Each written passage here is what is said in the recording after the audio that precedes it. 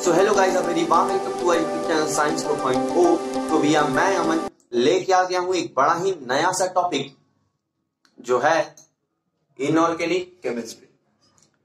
Till कहां तक मैंने किया था? Till chemical bonding we had completed. तो केमिकल बॉन्डिंग तक अब तक कंप्लीट हो गया है और अब जो है इनऑर्गेनिक केमिस्ट्री की बारी है ना। तो इनऑर्गेनिक केमिस्ट्री में हम लोग पढ़ने वाले हैं बहुत सारे गैस प्रिपरेशन के बारे में। जैसे कि आपका अमोनिया डालते हैं, ठीक, अमोनिया है, H2S है, HCl है, HNO3 है ना। इन सब गैसों के बारे में हम लोग पढ़ने वाले हैं। तो इन सब गैसेस में भी सबसे पहला जो है वो है आपका अमोनिया, विच इज NH3। पहला आप इनऑर्गेनिक का फर्स्ट पेज ओपन करोगे तो आपको अमोनिया ही लिखा हुआ मिलेगा। और ammonia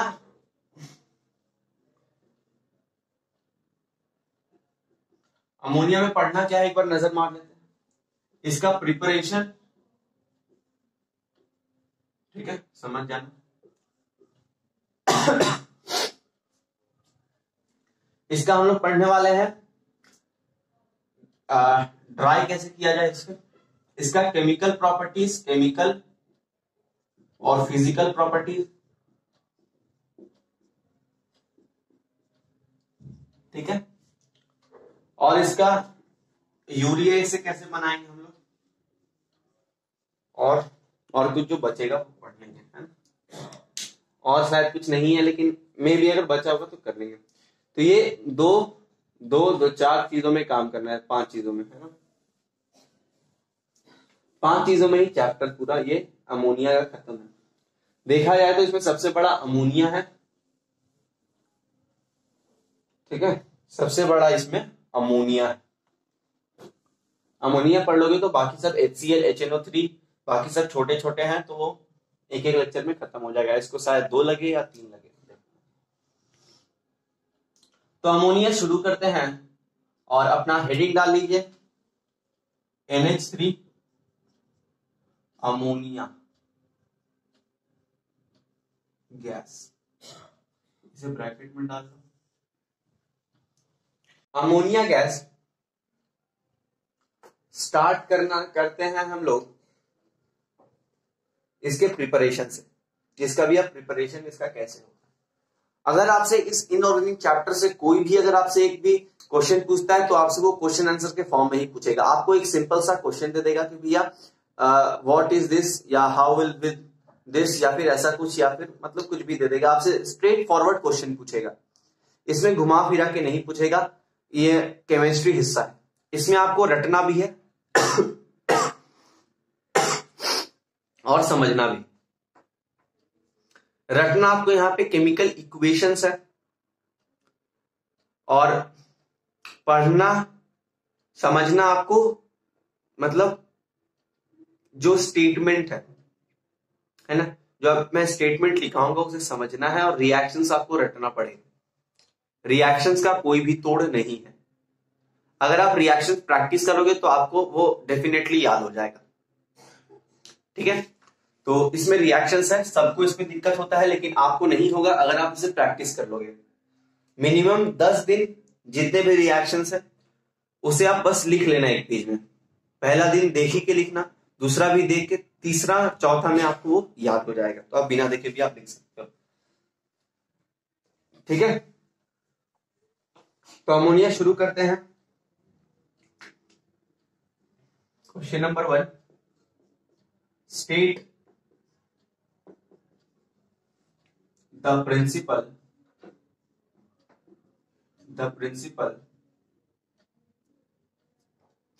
and the chemical reactions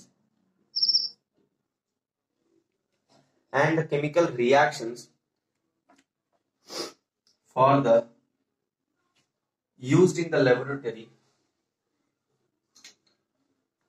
used in the laboratory for the preparation of NF3। ठीक है, तो लिखते हैं इसका आंसर।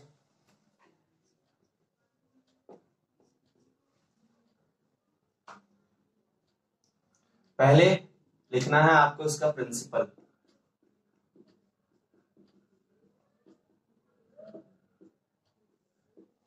इसका आपको लिखना है प्रिंसिपल।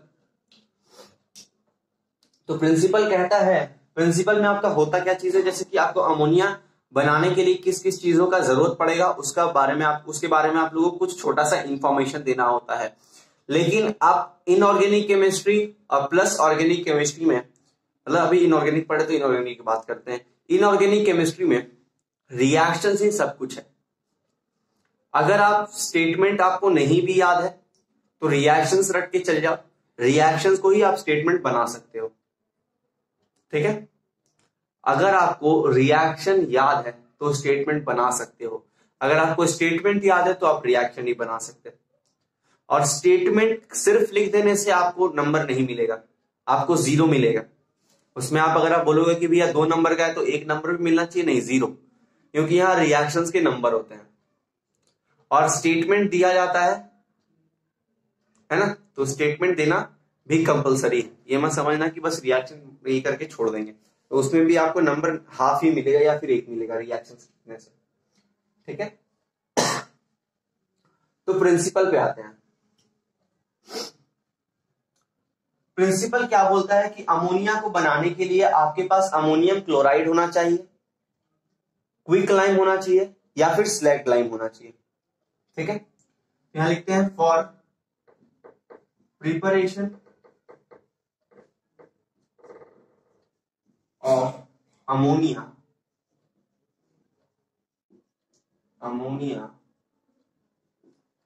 अमोनियम क्लोराइड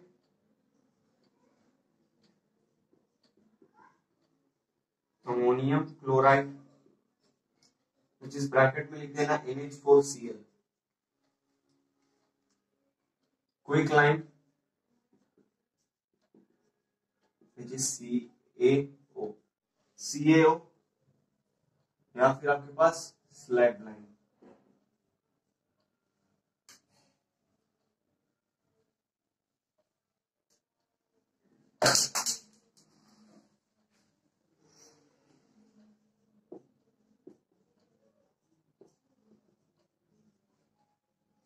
होना जरूरी है, जो आपका फॉर्मूला है CaOH होल ट्वाइस, यही प्रिंसिपल है। ठीक है, तो सीधा साधा स्टेटमेंट है प्रिपरेशन अमोनिया के लिए आपके लिए अमोनियम क्लोराइड चाहिए, ये भी आपको रटना होगा, इसका भी आपको फॉर्मूला रटना होगा, इसका भी आपको फॉर्मूला रटना होगा, कोई चारा नहीं है। स्टेटमेंट एकदम सीधा साधा है कि भैया अमोनिया बनाने के लिए अमोनियम क्लोराइड चाहिए, क्विक लाइन चाहिए या स्लैग लाइन चाहिए, और यहां कर दो स्लैग लाइन, दोनों नहीं चाहिए, और यहां डाल लो एंड, है ना, बन गया पूरा एकदम perfect statement. For the preparation of ammonia ammonium chloride and quick lime और स्लैग लाइन इज यूज्ड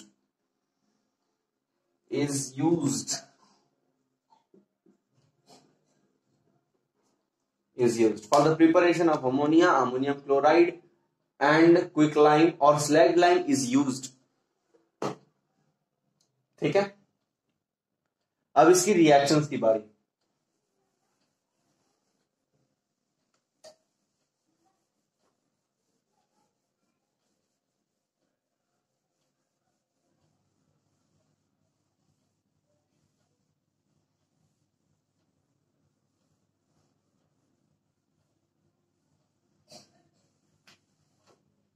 अब इसका रिएक्शन लिखते हैं,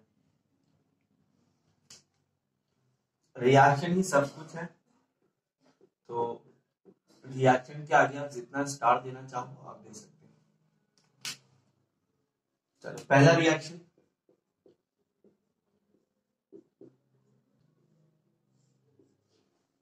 देगा आपको। सबसे पहले देखो, अगर रिएक्शन मतलब थोड़ा बहुत भी अगर केमिकल कैलकुलेशन किए होगे ना तो थोड़ा बहुत याद होगा और थोड़ा बहुत इसमें भी उसका फायदा मिलेगा आपको। देखो NH4Cl और CaO यूज होगा, मैं बता रहा हूं कैसे आपको रिएक्टेंट मिलेगा, थोड़ा बहुत क्लू देके। तो इतना तो पता है कि भी आपको अमोनिया बनाना है, तो हल्का सा भी याद हुआ तो यानी आप कर लोगे, जैसा कि मैंने कहा। तो अब देखो यहां से Cl मेटल, और देखो NH3 का तो भैया मतलब NH4 का तो NH3 बन गया, बचा यहां से एक हमारे पास H, ठीक है, और अपना क्लोरीन बचा है, ठीक है। अब ये मत कर देना HCl कर देना, नहीं, एक एलिमेंट यहां इसका होना चाहिए, एक एलिमेंट दूसरे का होना चाहिए, दूसरे कंपाउंड का, समझे, दोनों एलिमेंट अलग अलग कंपाउंड के होना चाहिए। यहां पे मेरे पास दोनों ही बचा है, तो अब देखो यहां पे CaCl2 एक कंपाउंड है, HCa कोई कंपाउंड नहीं है, CaCl मिला के CaCl2 बनाता है। अच्छा, यहां अब कैसे पता चला नीचे वैलेंसी है, क्योंकि भैया Ca का वैलेंसी 2 होता है और क्लोरीन का वैलेंसी 1 होता है, और जब इसका कंपाउंड हम लोग लिखते हैं तब जिसका वैलेंसी रहता है उसका क्रॉस मल्टीप्लीकेशन हो जाता है, तो CaCl2 बन जाता है। अब पूछोगे भैया कैल्शियम का कैसे पता चला 2 वैलेंसी है, तो कैल्शियम के पास एटॉमिक नंबर 20 है, 2 8 8 2 करेंगे, लास्ट में 1 2 3 4 बचा तो वही उसका वैलेंसी है, अगर 4 से ज्यादा बचा तो 8 माइनस कर देंगे। ये सारी चीजें आपको पता होना चाहिए, मतलब तो CaCl2 बना। अच्छा, अब यहां से मेरे पास कौन सा बचा, अब मेरे पास यहां से बच रहा है अपना ऑक्सीजन, क्लोरीन का काम खत्म, और H और O मिला के H2O बनता है ना। तो थोड़ा बहुत तो आपको जानना चाहिए, अगर आप केमिकल कैलकुलेशन बढ़िया से प्रैक्टिस की हो तो ये सारी रिएक्शंस आपके लिए कुछ भी नहीं होना चाहिए, मतलब हल्का फुल्का मिला जुला के आप काम चला लोगे, ठीक है। तो इसे रब कर देते हैं, ये तो अपने रिएक्शंस का हिस्सा नहीं है ना।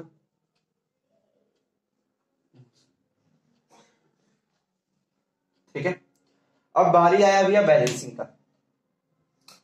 तो पहले हम लोग बैलेंस करते थे मेटल, नॉन मेटल, H और O, है ना। तो मेटल बैलेंस करते हैं, Ca बैलेंस है यहां, और फिर अपना क्लोरीन 2 है यहां, क्लोरीन यहां 2 है, नॉन मेटल की बारी ना, Mn। तो क्लोरीन 2 बैठाने के लिए आप टेम्पोररी में एक यहां 2 बैठा दोगे, ठीक है। अब बारी ऑक्सीजन का, तो ऑक्सीजन मेरे पास यहां एक है दिखाई दे रहा है, यहां पे भी एक है, मतलब ठीक है। अब हाइड्रोजन की बारी, हाइड्रोजन यहां 4 2 8 आ रहा है, बन रहा है यहां पे, लेकिन यहां पे 2 ही दिखाई दे रहा है मुझे, 2 और 3 6, और यहां पे कितना है 8, 2 और 3 5 हुआ ना। तो एक काम करते हैं, यहां पे भी ना 2 बैठा देते हैं, काम बन गया शायद। अब मे भी बैलेंस है, 2 अमोनिया, 2 अमोनिया, पहले मेटल से आते हैं, कैल्शियम एक balance, chlorine 2, chlorine 2 it is also balanced.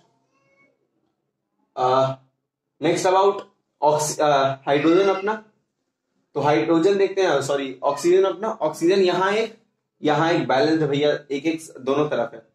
अब हाइड्रोजन की बारी, 8 4 2 8 and here 3 2 6 plus 2 it is 8। तो हाँ भाई रिएक्शन बैलेंस्ड हो गया। अब यहां पे हम लोग परमानेंटली 2 बैठा देते हैं, तो रिएक्शंस में दिक्कत नहीं हुआ होगा अब तक, तो ये लगता है। अब क्विक लाइन केसन हो गया, अब बात करते हैं अपना स्लैग लाइन केसन।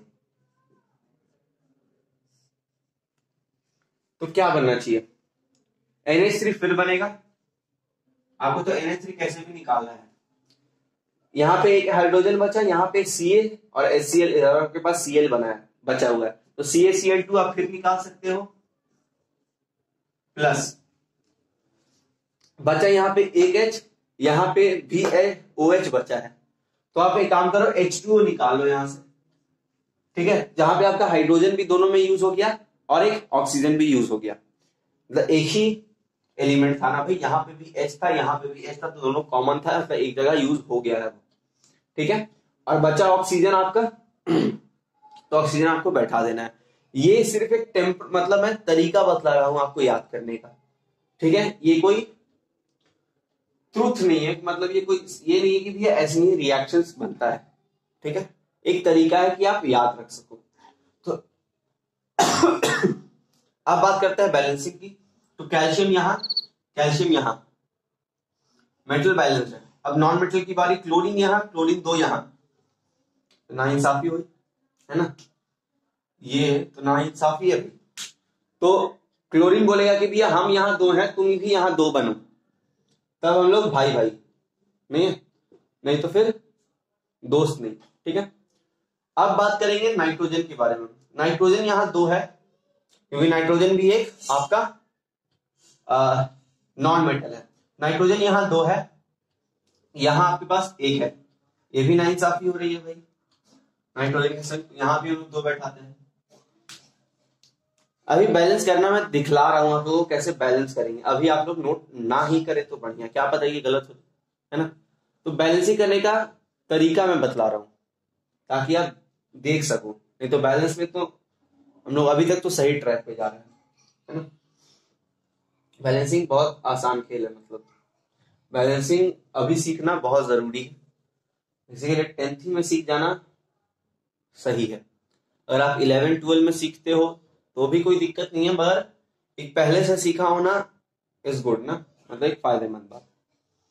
तो अब बात करते हैं ऑक्सीजन की, तो ऑक्सीजन यहां 2 है ना, होल ट्वाइस है, यहां 2 है, तो यहां पे भी 2 बैठाते हैं, ठीक है। अब दोबारा एक बार कैल्शियम, क्लोरीन और आपका हाइड्रोजन चेक कर लेते हैं। कैल्शियम अपना 1, कैल्शियम अपना 1, क्लोरीन यहां 2, क्लोरीन यहां 2, नाइट्रोजन यहां 2, नाइट्रोजन यहां 2, ऑक्सीजन यहां 2, ऑक्सीजन यहां 2। अब हाइड्रोजन की बारी, हाइड्रोजन यहां 8 और यहां 2, 10, यहां पे 6 और 4, 10 बैलेंस, यही आपका अपने आप बैलेंस हो गया हाइड्रोजन। तो ये आपका दोनों रिएक्शंस, ठीक है, तो कॉपी कर लेना और अब करते हैं।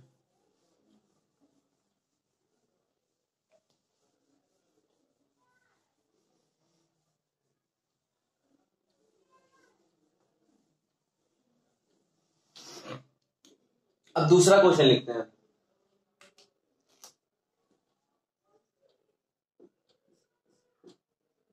हाउ डज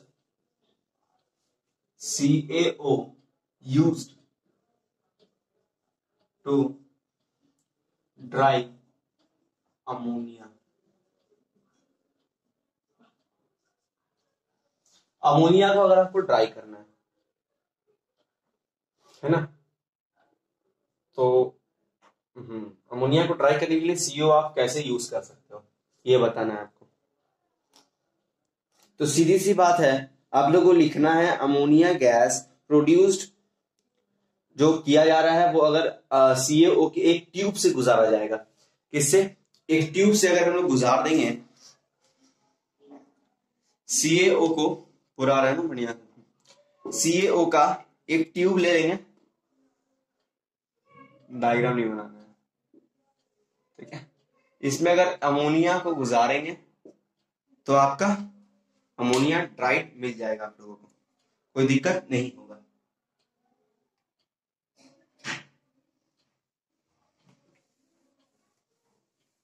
तो लिखते हैं भाई,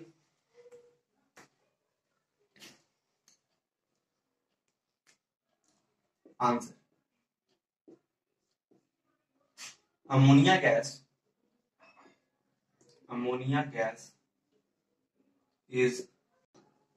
is dried by using CaO by passing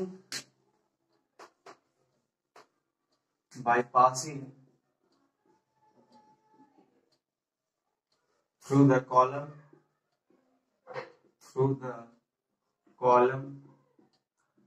of CaO, by passing through the column of CaO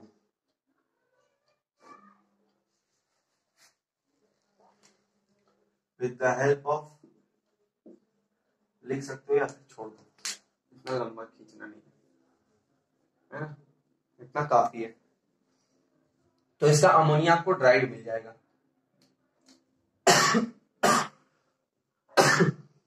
इतना छोटा आंसर, इसके लिए कोई रिएक्शन आपको नहीं करना है, ठीक है। अब आपसे पूछेगा कि भैया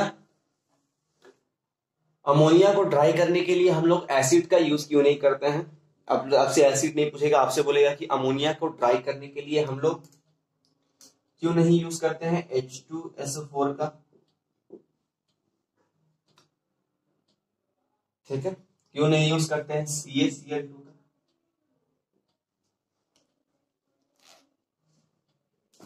तो इसे हम लोग बाद में रखते हैं, ठीक है।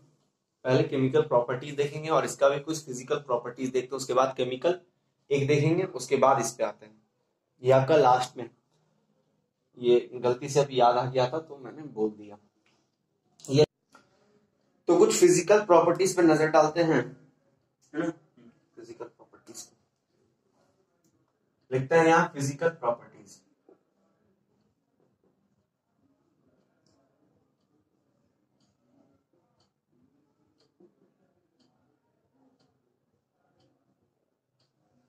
ठीक है,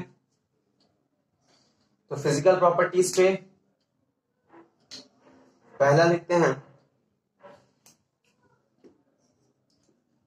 it is highly soluble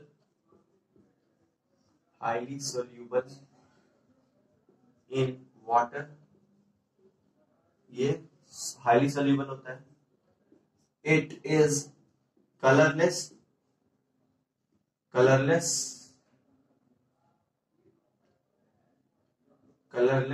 gas.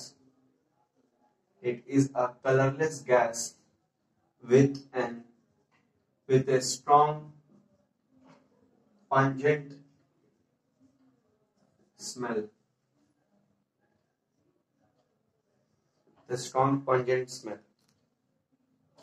फिर तीसरा, it is lighter than air.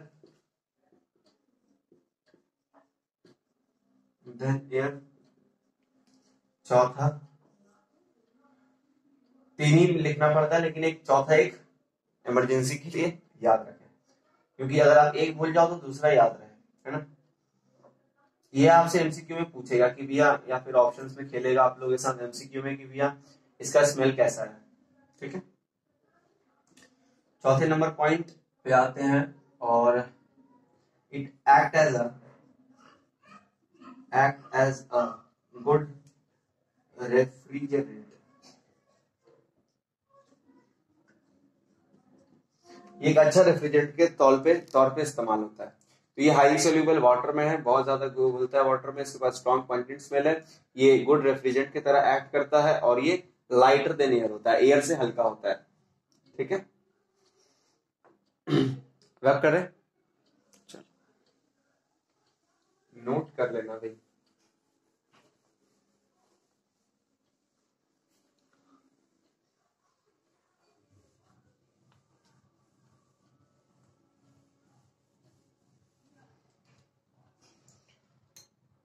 तो अब डालते हैं, अब बात करते हैं मतलब इसकी एक रेड्यूसिंग प्रॉपर्टीज की, एक रेड्यूसिंग प्रॉपर्टी के बारे में बात करते हैं।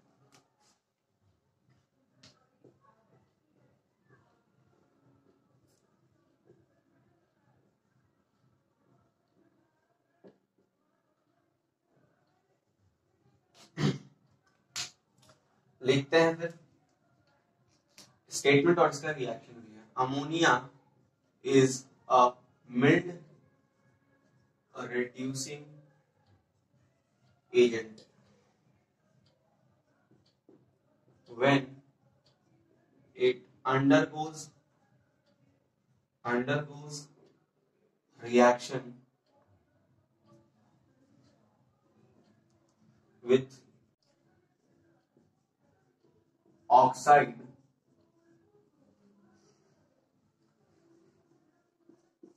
then it reduces CuO to Cu and itself get हम बोलते हैं पूरा डेफिनेशन खोल के लिखते हैं, ठीक है। It reduces cupric oxide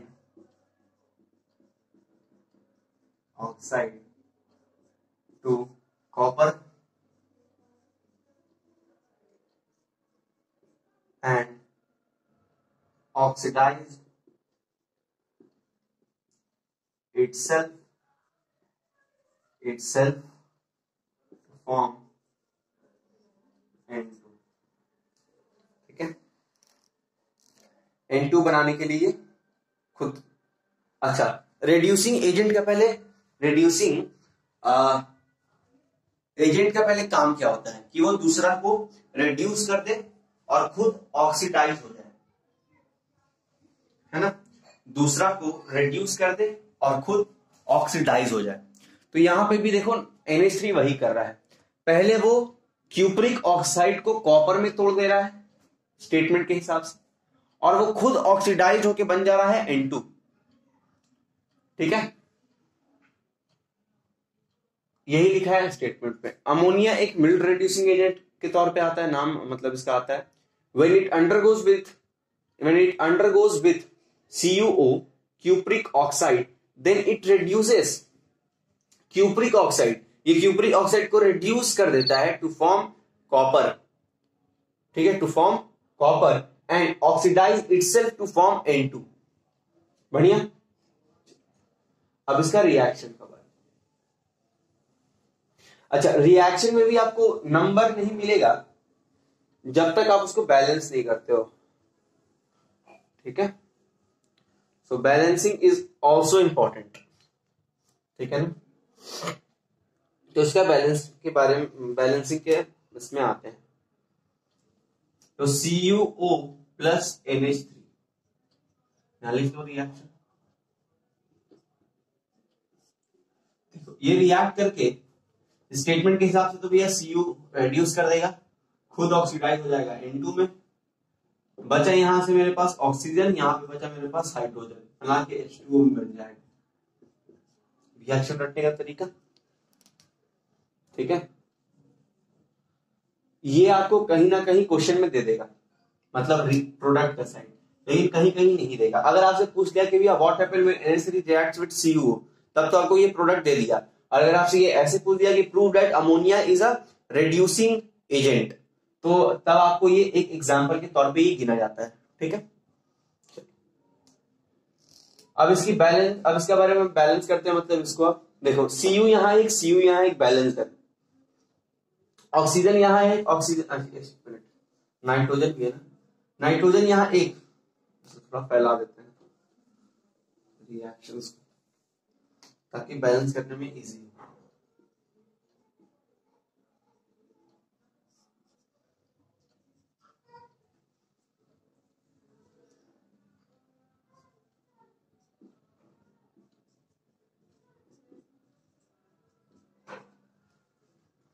N2 के ऊपर मैंने एरो दिया क्योंकि ये गैस से ऊपर निकल जाएगा, ठीक है, नहीं भी देने से चलता है।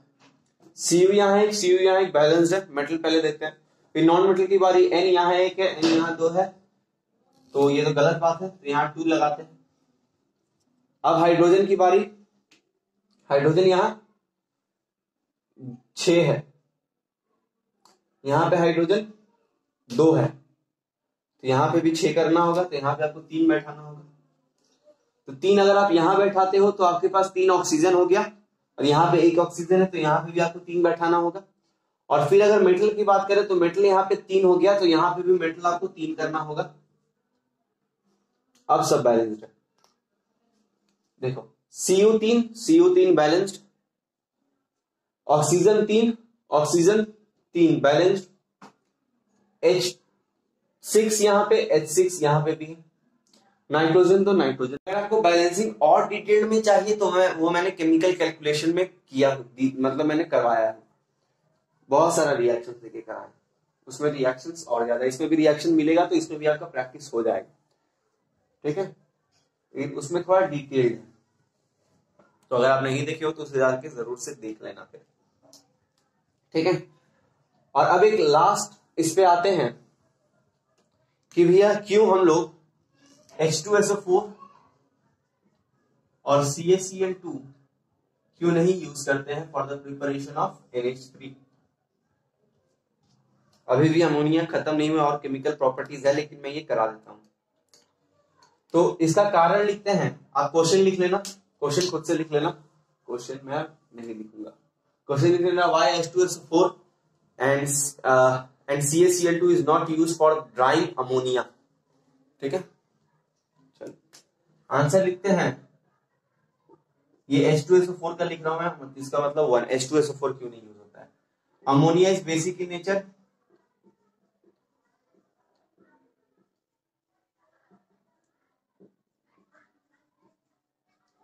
ammonia is basic in nature and H2SO4 is acidic in nature, acidic in nature. So H2SO4 is not used for drying ammonia. Ammonia को ड्राई करने में यूज नहीं किया जाता है। बेस को, अमोनिया को ड्राई किया तो भैया CaO, क्योंकि CaO भी एक बेस है। तो अब रिएक्शन लिखते हैं, NH3 प्लस H2SO4 देगा आपको NH4। बात करते हैं CaCl2 के बारे में, तो उसके लिए भी आप क्वेश्चन लिख लेना कि भैया why does CaCl2 is not used for drawing ammonia, उसका मैं आंसर लिखवा दे रहा हूं।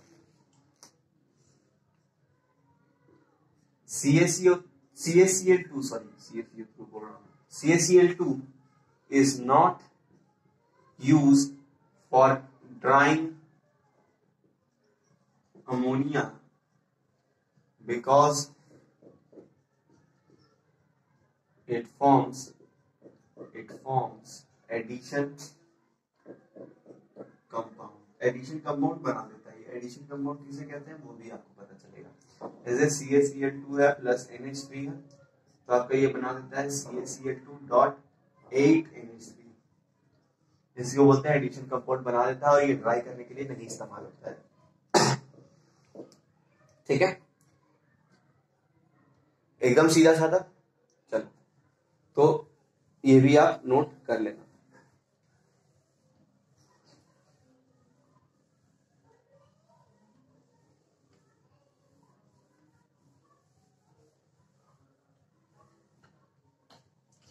तो आज का जो लेक्चर है वो मैं यहीं एंड करता हूं। तब तक के लिए आप लोग पहले तो एक काम करना, इस चैप्टर का अभी तक 3-4 रिएक्शंस लिखवाया हूं मैं, उन सभी को लाइन वाइज एक बार अपने एक चार्ट बनाओ, जैसे आप मैथमेटिक्स में करते हो ना, कि मतलब हर एक फॉर्मूला एकदम लाइन वाइज, फॉर्मूला शीट जिसे बोलते हैं, तो इसे आप इक्वेशन शीट बोल दो या फिर रिएक्शन शीट बोल दो, उसमें आप रिएक्शंस लिखो। केमिकल कैलकुलेशंस के भी कुछ लिख दो। अच्छा ये सब जानते हो, लिमिटेड रिएक्शंस आएंगे आपको, और लिमिटेड मतलब अब वो कोई लिखा नहीं सकता कि भैया ये रिएक्शंस है, लेकिन लगभग जो है वो लिमिटेड है। मतलब बोर्ड नहीं कहता कि भैया मैं इन 10 रिएक्शंस में से दूंगा, लेकिन अधिकतर आता उन्हीं 10-5 रिएक्शंस में से है जो पॉपुलर है, जो मैंने केमिकल कैलकुलेशंस में कराया हूं, ठीक है। उसमें जो आपको मिलेगा ना रिएक्शंस, वो कुछ अच्छा सा है, और यहाँ का जो है मतलब वो फेमस रिएक्शंस है जिसका आने का चांसेस है, जो हर बार ही पूछता है, और इस बार भी उम्मीद है पूछेगा तो उसी में से पूछेगा, नहीं पूछा तो फिर आपका लक खराब है ना। लेकिन पूछना चाहिए क्योंकि उसी में से अधिकतर आपसे पूछता है, तो उसके लिए आप टेंशन फ्री होके जाइए। और अगर आप वो सब रिएक्शंस कर लिए हो, अपना बुक सॉल्व कर लिए हो, तो तब तो फिर 100% आपका उसी मतलब आ गया रिएक्शंस आपको जो याद है, ठीक है।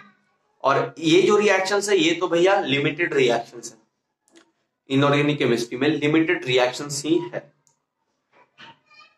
ठीक है। तो एक रिएक्शन शीट बनाओ, इसमें केमिकल इक्वेशंस का भी और इसका भी रिएक्शन, तो आगे ऑर्गेनिक केमिस्ट्री पढ़ोगे उसका भी रिएक्शन।